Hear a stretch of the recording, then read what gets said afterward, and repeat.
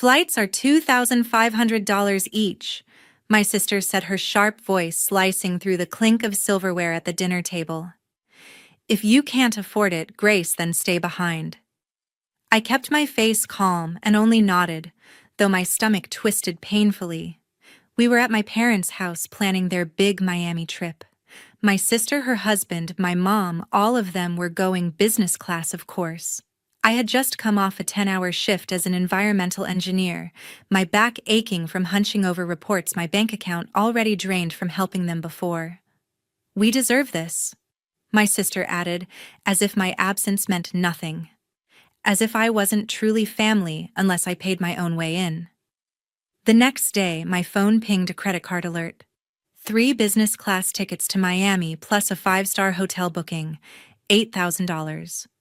Charged to my card, but not in my name. My hands shook as I opened the app. The passenger names, my sister, her husband, my mom. Not me. Not Grace Harper. What would you do in this situation? Comment now. Your answer might just be the next chapter of the story. I'm Grace, 28, an environmental engineer in Raleigh, North Carolina, where I spend my days crunching data and wading through permits. My job pays well $70,000 to $90,000 a year, but between student loans and family demands, my savings account is more of a suggestion than a reality. For years, I've been the one they turn to when money runs short, and it's left me feeling like a walking ATM. It started innocently enough.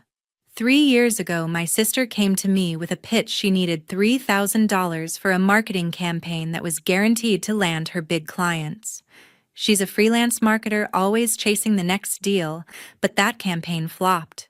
No clients, no repayment, just a string of excuses about market shifts and unlucky breaks.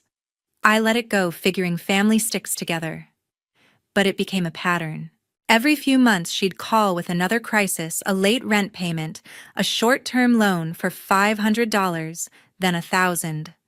I wired the money, watched my savings dwindle, and told myself it was temporary. Then there was Mom. She's retired, living off a modest pension from her days as an administrative assistant. 2 summers back, her roof started leaking. She didn't ask for help, she assumed it. Grace, the roof's falling apart. We need $2,000, she said over breakfast, her tone implying it was my duty to keep her house intact. I paid because that's what daughters do, right? But then I'd visit and see new purchases, a sleek smart TV, a high-end blender, while I was still driving a creaky sedan from my college days. It stung, but I swallowed it. My sister's husband was another story. He's a small-time contractor, always boasting about big projects that never seem to close. Last year, he got hold of my credit card and racked up $5,000 for construction equipment without asking. "The client's check is coming, Grace," he said with a cocky grin. The client ghosted, and so did his repayment. When I pushed back, Mom shut it down.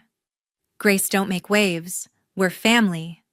That word family started feeling like a chain around my neck. It wasn't just the big asks. There were smaller ones piling up like pebbles into a mountain. My sister needed $1,500 for a new car down payment last spring, claiming her old one was shot. I sent it only to see her driving a shiny SUV a week later. Mom hit me up for $1,000 for a girls' trip with her book club, then posted photos from a fancy spa weekend. Each time I paid thinking I was helping, but it never stopped. They didn't see me as Grace, their sister or daughter, just a bottomless bank account. I didn't fully grasp it until that dinner flipped everything upside down. My sister, her husband, and Mom were planning their Miami escape, acting like I was just there to fund it. I'd bailed them out so often they assumed my card was theirs to swipe. That next morning, my phone buzzed with a bank alert. I opened the app, and my chest tightened. $8,000 charged for 3 business class tickets to Miami and a 5-star hotel suite. The names on the booking: my sister, her husband, and Mom. Not me. I stared at the screen, my coffee untouched, my hands shaking. I wasn't just their fallback. I was their cash machine, and they'd punched in the PIN without a second thought. I tapped Dispute Transaction, selected each unauthorized charge, and confirmed. A notification appeared. Account locked pending review. For the first time that morning, my heartbeat slowed. Moments later, my phone buzzed with an email from the bank confirming the dispute I'd filed. The charges were frozen, my account sealed tight. I leaned back in my chair, feeling a spark of control I hadn't felt in years. They weren't getting another penny from me. 15 minutes later, my sister started calling. One call after another, each voicemail sharper than the last. "Grace, you've ruined everything," she hissed in one, her voice thick with fury. "We're at the airport and the tickets aren't paid for." "How could you do this?" She acted like I'd betrayed her, not the other way around. No mention of using my card without permission. No apology. I gripped my phone, my thumb hovering over the screen, and typed back, "You said what?" The words felt like a jab, sharp and deliberate. I hit send and waited. Her husband was next, his number lighting up my screen. His voicemail dripped with arrogance. "Grace, this is childish. Unlock the card, or we're stuck here." I deleted it. My fingers steady now, and blocked his number. Mom called too, her tone softer but laced with guilt. "Grace, we need to sort this out. You're causing a scene." A scene I'd spent years covering their bills: $3,000 for my sister's failed project, $1,000 for Mom's spa getaway. And now I was the problem. I let her call go unanswered, my silence louder than any argument. I needed space, a break from their relentless pressure. I pulled up a travel site on my laptop and booked a weekend in Asheville, North Carolina. A quiet cabin in the Blue Ridge Mountains costing $500 paid from my savings. It wasn't just a getaway, it was a statement. I imagined hiking trails, breathing air that didn't carry their expectations. For once, my money was for me, not them. The confirmation email felt like a small victory, a step toward a life where I wasn't their fallback. That evening, my phone pinged with a text from my sister Grace. "Think about family. You're tearing us apart over money." My stomach churned at her words. Family. She'd drained me for years, and now she was spinning it to make me the villain. Her message wasn't remorse, it was manipulation, a last-ditch effort to reel me back. I set my phone down, my heart steady, and didn't respond. I wasn't playing their game anymore. 3 days later, my doorbell rang on a quiet Saturday morning in Raleigh. I opened it to find Mom standing there, her arms crossed, lips pressed into a thin line. "Grace, we need to fix this now," she said, her voice sharp, like I was a child caught misbehaving. She stepped toward the door, expecting to walk right in. I blocked the doorway, my hand firm on the frame. "Fix what I asked," keeping my tone even but cold. Her eyes narrowed as if my question was an insult. "The card, Grace. The bank's holding up our trip because of your dispute. Unlock it." Her words carried that old familiar weight, like I owed her, like my boundaries were a personal attack. I took a deep breath, my heart steady despite the knot in my stomach. "You used my money without asking," I said. "I'm not unlocking anything." She flinched, then leaned closer, her voice dropping to a pleading tone. "We're family. You can't just leave us stranded." I shook my head, the anger rising but controlled. "Family respects each other. You crossed a line." I shut the door, the sound firm and final, and locked it. Her knocks echoed for a moment, then stopped. I stood there, breathing hard, feeling the weight of years lift just a little. That afternoon, my phone chimed with an email from my friend Lindsay, a credit specialist at my bank. The subject read, "Urgent account activity." I opened it, my pulse quickening. Lindsay had accessed the family's joint account, one I'd been roped into years ago for shared expenses. Her email was blunt. My sister Shannon and her husband Andrew had been draining it to pay off gambling debts, $7,000 in transfers over 6 months, all tied to online betting sites. Worse, they'd forged my signature on authorization forms linking my credit card to their transactions without my knowledge. Lindsay attached evidence, bank statements, transfer records, and scans of the forged documents, each one a betrayal in black and white. My chest tightened as I scrolled through the numbers, dates, and amounts that matched their emergencies I'd covered. I leaned back, the reality sinking in. Shannon's endless sob stories, Andrew's slick promises, Mom's demands. They weren't just careless, they were calculated. I'd been their safety net, their excuse, their cover for years. My hands shook, not with fear, but with clarity. I opened my laptop and started typing. I created an invoice, $8,500, itemizing every cent they'd taken. $3,000 for Shannon's failed marketing scheme, $1,000 for Mom's spa getaway, $500 for her other needs, and the rest for their unauthorized charges. I attached Lindsay's evidence, every damning receipt and forged signature. The email's subject was simple: payment due. I sent it to the family group chat, my finger hovering over the send button for only a moment before clicking. They wanted to talk about family. They'd see what it really meant. The silence in the group chat didn't last long.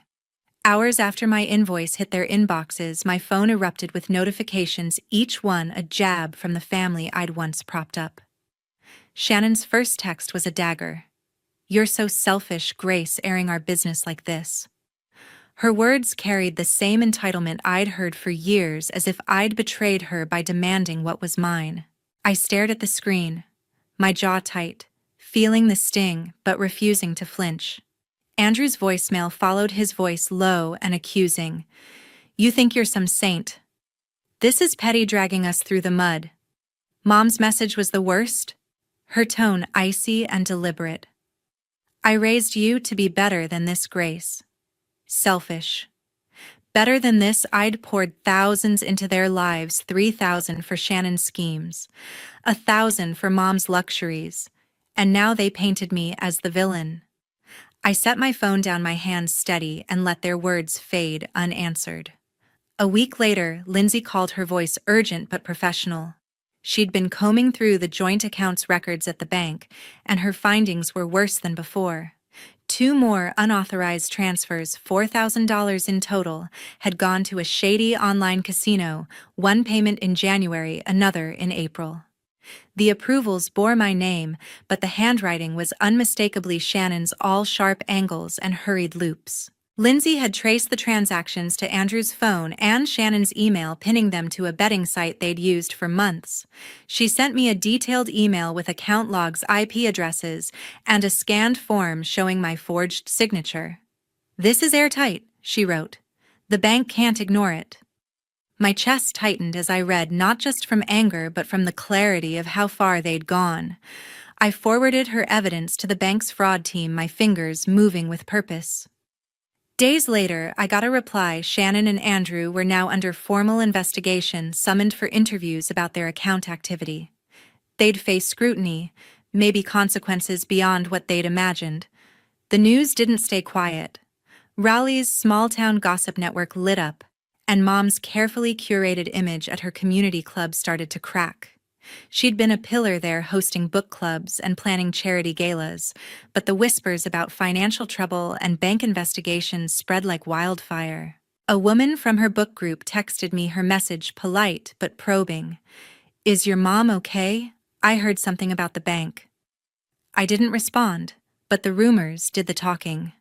Mom's name was quietly dropped from the club's next newsletter, and her usual seat at the annual fundraiser went empty. Her charm had carried her for years, but it couldn't outrun the truth. 5 weeks later, I ducked into a quaint coffee shop in downtown Raleigh, craving a moment of peace. The smell of roasted beans filled the air as I ordered, but my calm shattered when I saw Mom at a corner table. Her face was drawn, her hands fidgeting with a napkin. She looked up, her eyes catching mine, and gestured me over. "Grace, just a minute," she said, her voice low, almost fragile. I hesitated, then sat, my body tense, my coffee cooling untouched. She reached into her purse and slid a check across the table, $8,500, the exact amount I'd demanded. "Take it," she said, her gaze pleading but tinged with desperation. "We can move past this." I stared at the check. its crisp edges a hollow attempt to erase years of manipulation. My heart pounded, but my voice was steady. "I'm not your ATM anymore," I said, locking eyes with her. "This isn't about money. It's about trust, and you shattered it." Her lips parted, her hands trembling as she tried to speak. "Grace, I'm your mother," she whispered. I stood, pushing the check back toward her. "And I'm done being used." I walked out, the bell above the door chiming softly, my steps lighter than they'd been in years. 6 months later, my life was taking shape in ways I hadn't dared imagine. I'd met Adam, a kind-hearted software engineer with a sharp wit, at a friend's dinner in Raleigh. Our first date was at a quiet Italian restaurant where we laughed over shared plates of pasta and stories about our worst bosses. He didn't push or pry, just listened, his steady presence, a contrast to the chaos I'd left behind. We started seeing each other weekly, our evenings filled with easy conversation and the kind of comfort I hadn't known I needed. I also joined a yoga class at a local studio, something I'd never had time for when I was bailing out my family. The sessions were tough at first, my body stiff from years of stress, but the slow stretches and deep breaths became a ritual. I'd leave each class feeling lighter, my mind clearer, as if I was shedding the weight of their expectations one pose at a time. My instructor, a woman named Tara, became a friend, her encouragement pushing me to show up even on hard days. Saving for a new apartment was my next step. I'd been eyeing a small condo in downtown Raleigh, a place with enough space for me to start fresh. Every paycheck I set aside a chunk, watching my savings grow past $10,000. It wasn't just about money, it was about building something that was mine, not a safety net for anyone else. Lindsay cheered me on, texting me listings and joking about decorating my future place with zero family drama. One morning, a letter arrived in my mailbox, handwritten and stamped from Charlotte. It was from Shannon. Her words were a familiar mix of guilt and manipulation. "Grace, you've abandoned us. Family doesn't give up like this." She mentioned nothing about the investigation or her debts, only how my actions had hurt everyone. I read it once, my pulse steady, and tucked it into a drawer. It wasn't worth a reply, but I kept it as a reminder of why I'd walked away. Her words no longer had power over me. The check from Mom, that $8,500 symbol of their control, sat untouched for weeks. Then I had an idea.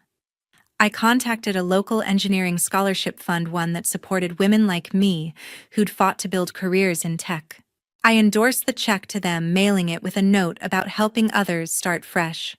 The fund's director called to thank me, her voice warm with gratitude.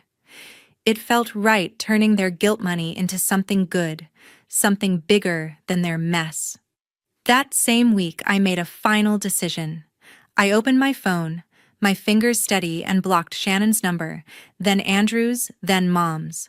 I deleted the family group chat, its history of accusations and demands vanishing with a tap. My heart raced for a moment, but the silence that followed was freeing. I was done carrying their baggage. My life, my dates with Adam, my yoga classes, my savings for a new home was mine to build, and I wasn't looking back.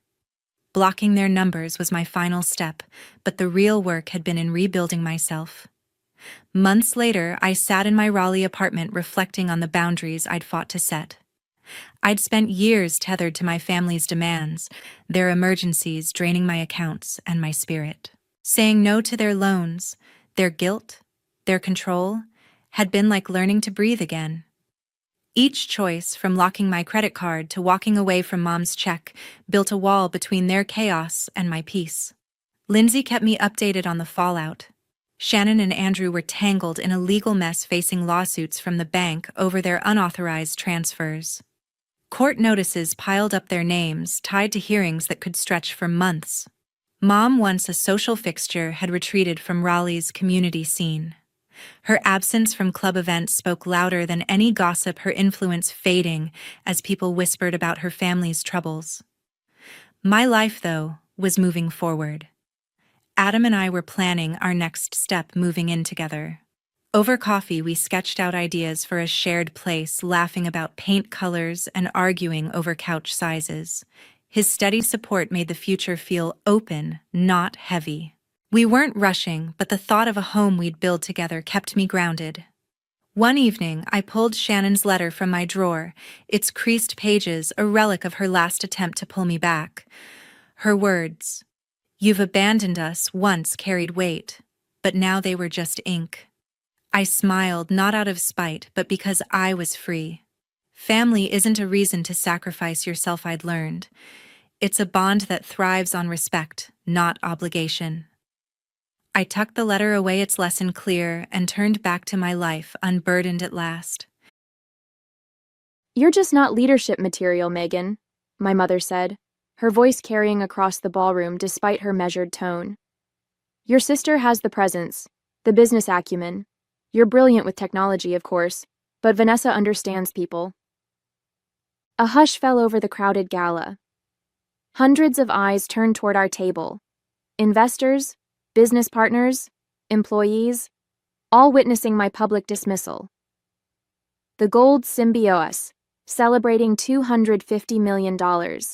Banner above the stage seemed to mock me as my mother handed Vanessa a ceremonial check for $1.5 million, her leadership bonus, for a company transformation she had nothing to do with. "Thank you, Mother. I'm honored," Vanessa said, rising to accept both the check and the thunderous applause that followed. I maintained my smile, raising my champagne glass in a toast, while something cold and hard crystallized in my chest. 6 months of sleepless nights. Thousands of lines of code written in my apartment after full work days at the office. A revolutionary inventory management system that had single-handedly pulled Anderson Supply Chain Solutions back from the brink of bankruptcy. All credited to my sister, who couldn't write a line of code if her life depended on it. My name is Megan Anderson, 29 years old, software developer, an apparently invisible daughter, despite having just saved my family's 70-year-old business from collapse. Anderson Supply Chain Solutions had been bleeding money for years, our outdated systems unable to compete with more technologically advanced competitors. When our biggest client threatened to leave, taking 40% of our revenue with them, I'd seen an opportunity to finally prove my worth to the family. The SymbioS app I developed revolutionized our entire business model, creating a seamless system that not only retained our major clients, but attracted dozens of new ones. In 6 months, we'd gone from the verge of bankruptcy to $250 million in revenue, a 400% increase. Tonight was supposed to be my moment of recognition. Instead, I'd been patted on the head like a good pet while Vanessa, with her MBA and natural charisma, was handed the keys to the kingdom I'd saved. "Speech," someone called from the crowd, and Vanessa stepped to the microphone, her smile dazzling under the ballroom lights. "Anderson Supply Chain Solutions has always been about family and innovation," she began. "The app that has transformed our business was truly a team effort, though I must acknowledge my sister's technical contribution." I nodded politely as she reduced 6 months of revolutionary software development to a technical contribution. As the evening wore on, I circulated through the crowd, accepting congratulations from people who clearly knew who had actually created SymbioS, regardless of my mother's public narrative.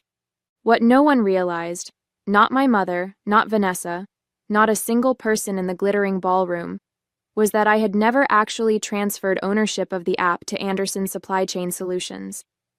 A detail that would become very, very important tomorrow morning. The Anderson family had been in the logistics business since my grandfather started hauling construction supplies in a single truck after World War II. Each generation had expanded the company, with my mother taking it national in the 1990s. It was always assumed that Vanessa, 5 years my senior, would eventually take the reins. She had the business degree, the polished demeanor, and most importantly, our mother's complete confidence. I was the family anomaly, more interested in computers than corporate meetings, happier coding in solitude than networking at business functions. My father, before his death 10 years ago, had been my champion. "Megan sees the future," he would tell my mother. She understands systems in ways the rest of us never will. After Dad died, I'd honored his faith in me by earning a computer science degree, then a master's in artificial intelligence, hoping my expertise would eventually find a place in the family business. But when I returned with my credentials, Mother had relegated me to the IT department, a support role, maintaining our outdated systems rather than transforming them. "We're a logistics company, not a tech startup," she would remind me whenever I proposed modernization. "Let's stick to what we know." Vanessa, meanwhile, was being groomed for leadership, shadowing our mother in executive meetings and representing the company at industry events. I didn't begrudge her the attention. She was good with people, skilled at the networking essential to our business.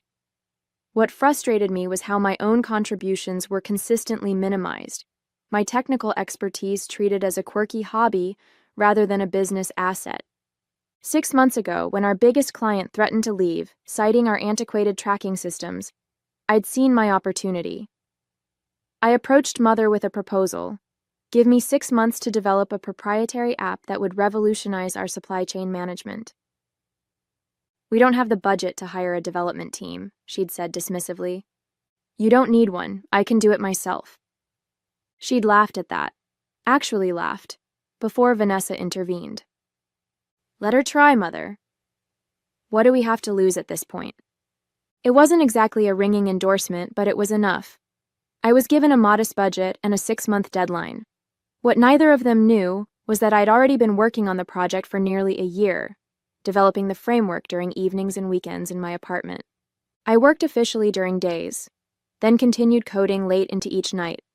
I documented everything, every line of code, every decision, every milestone, partially out of good development practice, and partially because something in Vanessa's support had felt calculating rather than sisterly. The project was my chance to finally prove my value to the family business, but I wasn't naive enough to think professional jealousy couldn't exist between sisters. Still, I never expected tonight's complete dismissal of my contribution, or the sinking realization that my family might never see me as anything more than technical support. The morning after the gala, I arrived at the office early, intending to clear my head before the inevitable meetings about transition to Vanessa's leadership. The development lab I'd been using was tucked away in the basement of our Seattle headquarters, out of sight, like my contribution to the company's survival. As I entered the lab, I was surprised to find Vanessa already there, examining the whiteboard where I'd mapped the Symbios architecture. She hadn't bothered to visit once during the entire development process. "Morning," I said, setting down my laptop bag. "Admiring your handiwork?" She had the grace to look momentarily embarrassed. "Don't be like that, Meg. Last night was business, not personal. Taking credit for my work is pretty personal from where I'm standing." Vanessa sighed, perching on the edge of my desk. "Look, I know you did the technical heavy lifting, but Mother's right.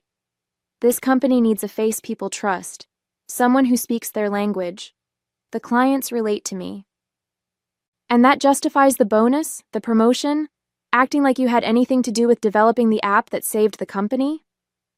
"The app is company property, developed by an Anderson employee for Anderson Supply Chain Solutions," she said, her tone shifting from conciliatory to businesslike. "Your salary was compensation for that work, just like any other project." The words hit me like a physical blow, not because they were cruel, but because they revealed how completely my family misunderstood both me and modern business realities. They genuinely believed the app automatically belonged to the company, to them, simply because I was an employee and an Anderson. "I wanted to give you a heads up," Vanessa continued, apparently interpreting my silence as acceptance. "Mother's announcing the new executive structure this morning. You're being promoted to Chief Technology Officer." "CTO?" I said, momentarily caught off guard. "It's a significant title bump from IT manager," she pointed out, "and a 30% raise. We recognize your contribution, Meg, truly. But the company needs clear leadership, and that means you," I finished, "because I'm just the tech person." She patted my shoulder as she stood to leave. "I knew you'd understand. The board meeting starts at 9. Try not to be late. It looks unprofessional." After she left, I sat at my desk, staring at the complex system architecture on my whiteboard. All those nights, all that innovation, reduced to being the tech person, who should be grateful for a title bump while my sister took the real power and compensation. I opened my laptop and navigated to a folder labeled SymbiOS Legal. Inside was documentation I'd prepared months ago, but hoped never to need. Copyright registrations, timestamps of development milestones, the GitHub repository showing my sole authorship, and most importantly, the fact that I had developed the majority of the app on my own time, using my personal equipment. I had hoped my family would recognize my value on their own. That hope had died a very public death last night. Now it was time for Plan B. I pulled out my phone and called the number I'd saved but never expected to use. Heather? It's Megan Anderson. I need your legal services after all. How soon can you come to my office? At 8:55 a.m., I stood outside the boardroom, Heather Preston at my side. As one of Seattle's top intellectual property attorneys, her presence alone would send a message, but the documents in her leather portfolio would do far more than that. Are you sure about this? Heather asked quietly. Once we walk in, there's no going back to the way things were with your family. The way things were wasn't working for me, I replied. And judging by last night, it never will. We entered the boardroom precisely at 9. Mother sat at the head of the table, with Vanessa to her right. The other seats were filled with board members, mostly family friends and business associates who had backed Anderson's supply chain solutions for decades. All eyes turned to Heather, clearly wondering who the stranger in the power suit might be. Megan, you're just in time, Mother said, her smile not quite reaching her eyes. And you've brought a guest? This is Heather Preston, my attorney, I said, taking a seat across from Vanessa. I believe the first item on today's agenda is the new executive structure, which directly concerns me. The temperature in the room seemed to drop 10 degrees. Mother's smile vanished entirely. I wasn't aware you felt you needed legal representation for a family business discussion, she said coldly. I didn't either, until last night made it clear that family and business have very different definitions in this company. Mother glanced at the other board members, clearly trying to maintain control of the narrative. Perhaps we should discuss this privately first, Megan. Actually, I think the entire board should hear this, I countered. After all, they have fiduciary responsibilities to the company, and what I'm about to share directly impacts Anderson's primary asset. Heather opened her portfolio and distributed copies of a document to everyone at the table. This is a preliminary licensing agreement for the SymbiOS application, which legally belongs to Megan Anderson as its sole creator and copyright holder. The room erupted in confused murmurs. Vanessa snatched up the document, her face flushing as she scanned its contents. This is absurd, Mother declared. The app was developed for Anderson Supply Chain Solutions by an employee. It belongs to the company. Heather remained perfectly calm. That would be true if development had occurred exclusively during company time, using company resources, and within the scope of Ms. Anderson's job description. However, as the documentation we've prepared demonstrates, approximately 78% of development occurred on Ms. Anderson's personal time, using her personal equipment, and far beyond the scope of her role as IT manager. She produced a second, thicker document detailing my development timeline, complete with timestamps, commits, and evidence of when and where the work had been done. This is a family company, Mother hissed, her composure slipping. We don't need these legal games. I'm not playing games, I said quietly. I'm protecting my intellectual property while still trying to benefit the company. The licensing agreement is extremely favorable, much more so than you'd get from any third party. You're holding your own family hostage, Vanessa accused, slapping the licensing agreement down on the table. After everything we've done for you. What exactly have you done for me, Vanessa? Take credit for my work? Accept a bonus for my innovation? One of the board members, Harold Jameson, a tech venture capitalist who'd been my father's friend, cleared his throat. I'd like to review these documents before we proceed. If Ms. Anderson's claims are valid, we need to approach this carefully. Mother looked betrayed by his reasonable response. Harold, surely you're not entertaining this rebellion? It's not rebellion, Eleanor. It's business. And if your daughter has created valuable intellectual property, she has every right to protect it. He turned to me. Though I must ask, what are your intentions, Megan? What outcome are you seeking here? Before I could answer, Mother interrupted. Her intention is clearly to extort money from her own family by threatening to pull the technology that our clients now depend on. She fixed me with an icy stare. Is that it? You want more money? A bigger title? The accusation stung, but I kept my voice level. What I want is recognition of my contribution and a fair stake in the company's future. The SymbioS app isn't just an improvement to our business, it is our business now, and I'd like a say in how it evolves.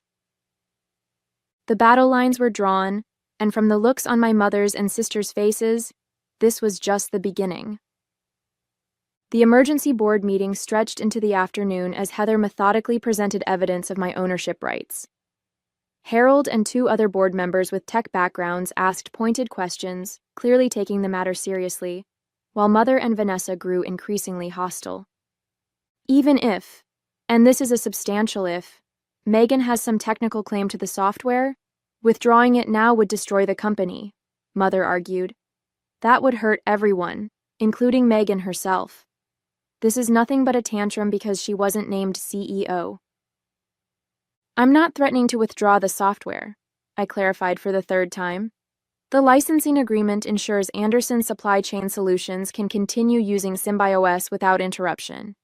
I'm simply establishing that I own the intellectual property and should have appropriate compensation and authority over its development.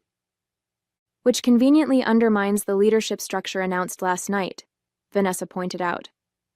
If you control the app that runs our entire operation, you effectively control the company, regardless of titles. There was truth in her observation, which was precisely why my family should have considered these implications before dismissing my contribution so completely. Harold called for a brief recess, and the board members filed out, leaving me alone with Heather in the conference room. Through the glass walls, I could see Mother and Vanessa in intense conversation with the company's general counsel, who had been hastily summoned mid-meeting. They're going to counter with something, Heather warned. Stay focused on your primary objectives. When the meeting reconvened 30 minutes later, Mother's expression had shifted from outrage to calculation, a look I recognized from countless business negotiations I'd witnessed growing up. She was pivoting to a new strategy. After consulting with counsel, we acknowledge that Megan may have certain rights regarding the SymbioS application, she began, each word clearly painful to utter. In the interest of family harmony and business continuity, we're prepared to offer a generous settlement. The company's attorney distributed counter-proposal documents, a one-time payment of $5 million in exchange for complete transfer of all rights to the application. This is 5 times the bonus awarded to Vanessa, Mother pointed out, a clear recognition of your technical contribution while allowing the company to move forward under stable leadership. $5 million was significant money, life-changing for most people. But SymbioS wasn't just code. It was my vision for transforming not just Anderson's supply chain solutions, but potentially the entire logistics industry. The app I'd created was worth far more than $5 million, both financially and strategically. Before I could respond, Harold spoke up. I've reviewed the technical documentation, and I have to say, Megan's work goes well beyond what I'd consider a standard employee contribution. This isn't just an app. It's a complete reimagining of how logistics can function in the digital age.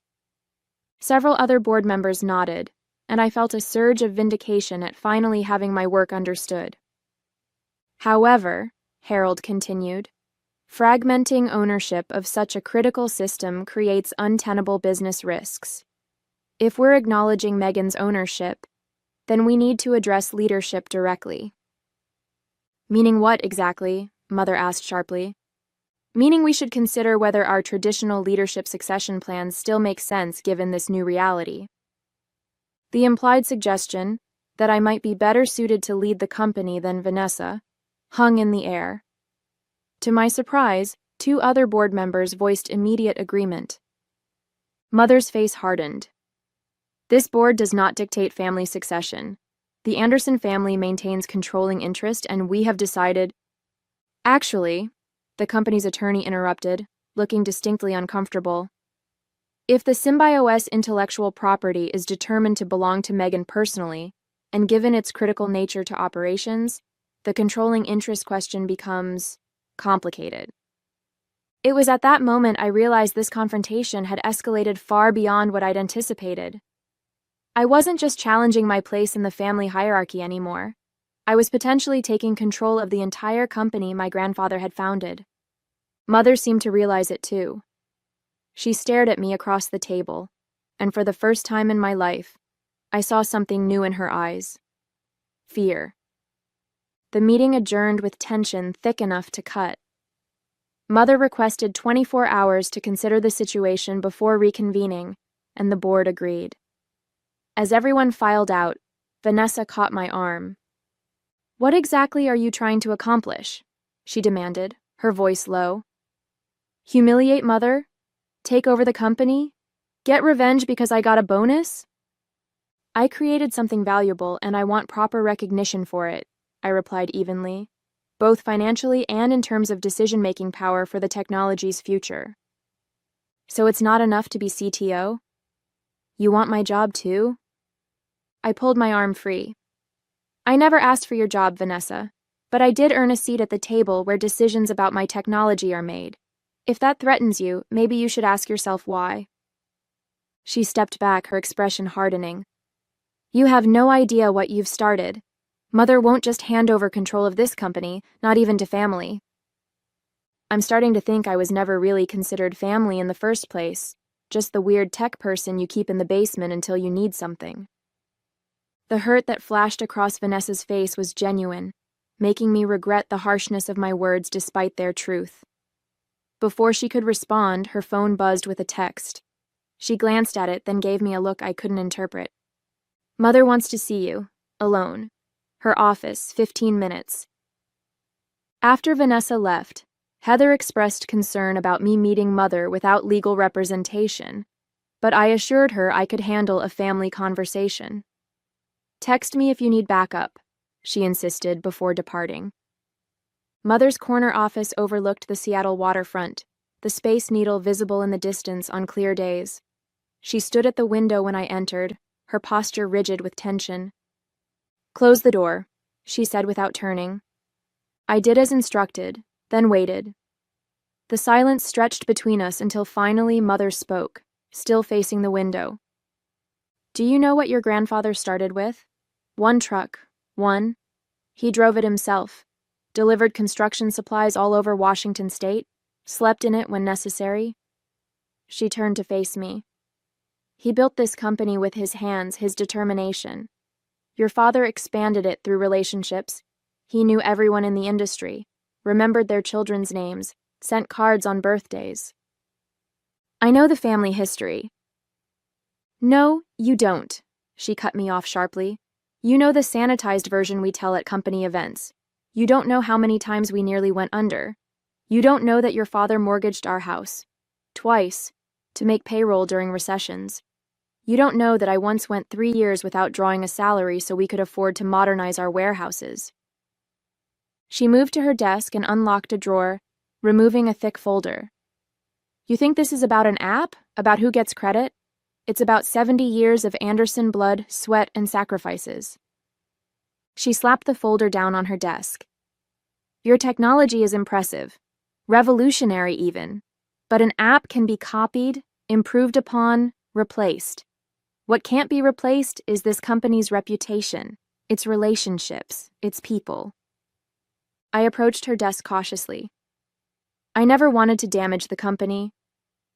"Then what do you want, Megan? Tell me exactly what outcome you're seeking here." It was the same question Harold had asked, but coming from my mother, it carried different weight. For the first time, she seemed to be genuinely asking rather than assuming. "I want to be valued for what I contribute," I said simply. "Not just with money, but with a voice in the company's direction. The app isn't just a tool, it's a new business model, and I want to help shape how it evolves." Mother studied me for a long moment, then opened the folder. Inside was a new proposal. Not a buyout this time, but a restructuring of the company itself. "Then perhaps it's time for Anderson Supply Chain Solutions to evolve as well." The document outlined a bold reorganization, spinning off the technology into a separate entity, Anderson Tech, which would license the software not just to our family business, but to other companies in the industry. The proposed CEO of this new venture?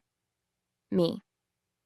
It wasn't a concession, it was a challenge, and the stakes had just gotten much higher. The next morning, the board reconvened with an expanded agenda. Mother stood at the head of the table, commanding the room as she had for decades. "After considerable reflection and consultation, I'm proposing a strategic restructuring of Anderson Supply Chain Solutions," she announced, projecting a confidence I knew masked deeper emotions. "The success of the SymbioS application has revealed new possibilities for our company's future." She outlined her proposal for spinning off Anderson Tech as a separate entity under my leadership, while Vanessa would continue leading the traditional logistics operations. Both companies would remain under the Anderson family umbrella, creating a more diverse business portfolio.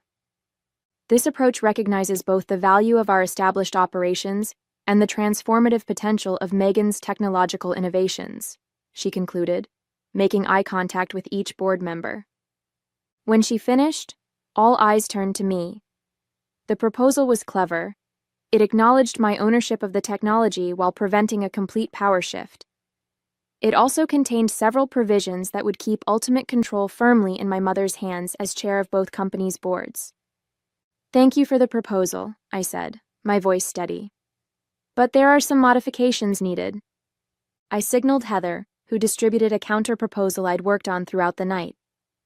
While I accepted the basic structure of separate companies, my version established clear independence for Anderson Tech, with its own board comprised of tech industry veterans rather than family friends. It also specified that while the family logistics business would be a primary client, Anderson Tech would be free to pursue broader market opportunities. Most crucially, my proposal included a formal acknowledgement that the SymbioS intellectual property belonged to me personally, with a licensing structure that ensured fair compensation for its use. "These terms are non-negotiable," I concluded. "My technology, my conditions." Harold was the first to speak up.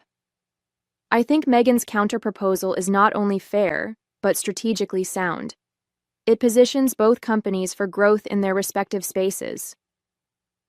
Other board members began nodding, and I watched as the family power dynamic shifted irrevocably before my eyes. 6 months after the restructuring, I stood on a different stage in a different ballroom, accepting the Pacific Northwest Technology Innovation Award for SymbioS. Anderson Tech had expanded to 30 employees, secured 3 major clients beyond the family business, and was projected to hit $500 million in revenue by year's end.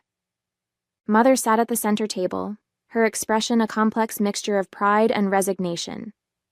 Beside her, Vanessa applauded politely, though tensions between us remained strained. The traditional logistics business she led was stable but no longer the family's crown jewel, a reality she was still adjusting to. "Innovation often comes from unexpected places," I said in my acceptance speech. "And sometimes the hardest part isn't creating something new, but finding the courage to claim ownership of your creation." After the ceremony, Mother approached me, her usual commanding presence somehow diminished in the tech-focused crowd, where her decades of logistics expertise carried less weight. "Your father would be proud," she said quietly. "He always said you saw systems differently than the rest of us." "Thank you," I replied, surprised by the genuine sentiment. "That means a lot." She glanced around at the tech executives networking nearby. "I underestimated this world, and you. I won't make that mistake again." It wasn't quite an apology, but from Eleanor Anderson, It was as close as anyone ever got. As she walked away, I felt a surprising lack of triumph. The vindication I'd imagined tasted different in reality, less sweet, more complex. I had secured recognition, independence, and the opportunity to pursue my vision without constraint. But the family relationships had been fundamentally altered in the process. Harold appeared at my elbow, champagne in hand. "To the future of Anderson Tech," he said, raising his glass. "Your grandfather built an empire with a single truck. Imagine what you'll build with a single app." I smiled, clinking my glass against his. "I already am. This is just the beginning." And as I surveyed the room full of people there to celebrate technology I had created, I realized that sometimes the most powerful revenge isn't about tearing others down, but about rising to heights they never imagined you could reach, and taking your rightful place when you get there.